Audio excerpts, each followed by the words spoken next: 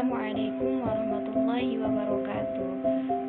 Kami dari kelompok 12 ingin mempresentasikan materi tentang ji'alah. Saya Devi Lestari dari Prodi Ekonomi Syariah. Perkenalkan, nama saya Nur Aisyah. Saya Yumnatoliatun Nisa Panjaitan. Pengertian ji'alah. Ji'alah menurut bahasa adalah upah atau imbalan, sedangkan menurut istilah suatu tanggung jawab dalam bentuk perjanjian dan memberikan upah atau imbalan tertentu kepada orang yang melakukan perbuatan yang diinginkan atau memberikan jasa yang ditentukan.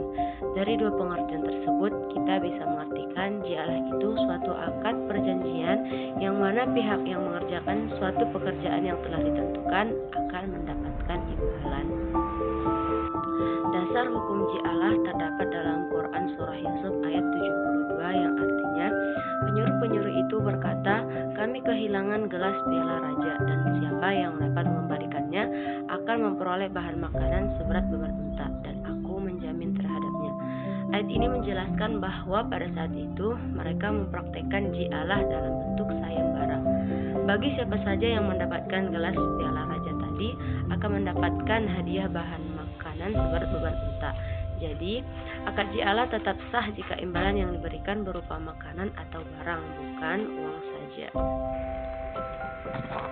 Baiklah, saya akan melanjutkan mengenai materi dasar hukum ji'alah yang kedua, yaitu menurut Al-Hadis.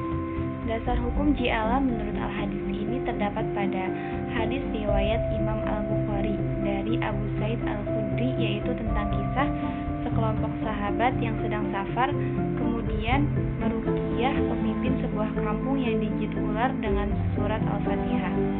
Lalu mereka meminta imbalan beberapa ekor kambing. Hadis inilah yang menjadikan dalil yang paling jelas akan bolehnya ji'alah dalam Islam terhadap imbalan yang diberikan.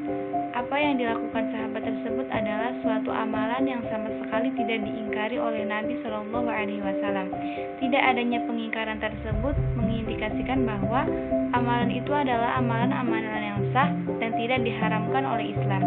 Jadi, jika seorang beramal dengan perjanjian akan diberi imbalan setelah tunainya amal tersebut, maka dia wajib mendapatkan imbalan tersebut setelah pekerjaannya selesai.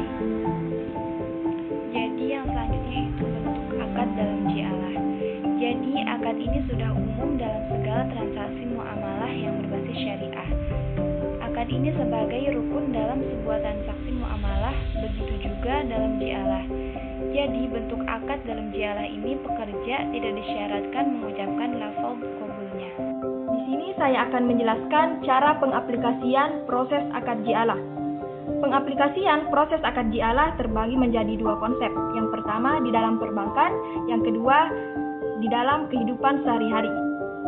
Di dalam perbankan terdapat SBIS, yaitu Sertifikat Bank Indonesia Syariah, yang terdapat di dalamnya yang pertama, Bank Indonesia bertindak sebagai jail, yaitu pemberi pekerjaan. Yang kedua, Bank Syariah bertindak sebagai maj'ullah, yaitu menerima pekerjaan. Dan yang ketiga sebagai objek. Nah, Bank Indonesia melalui SBIS kepada Bank Syariah sebagai upaya mengendalikan moneter dan menjanjikan imbalan tertentu bagi siapapun yang berpartisipasi dalam pelaksanaannya. Konsep yang kedua yaitu pengaplikasian dalam kehidupan sehari-hari.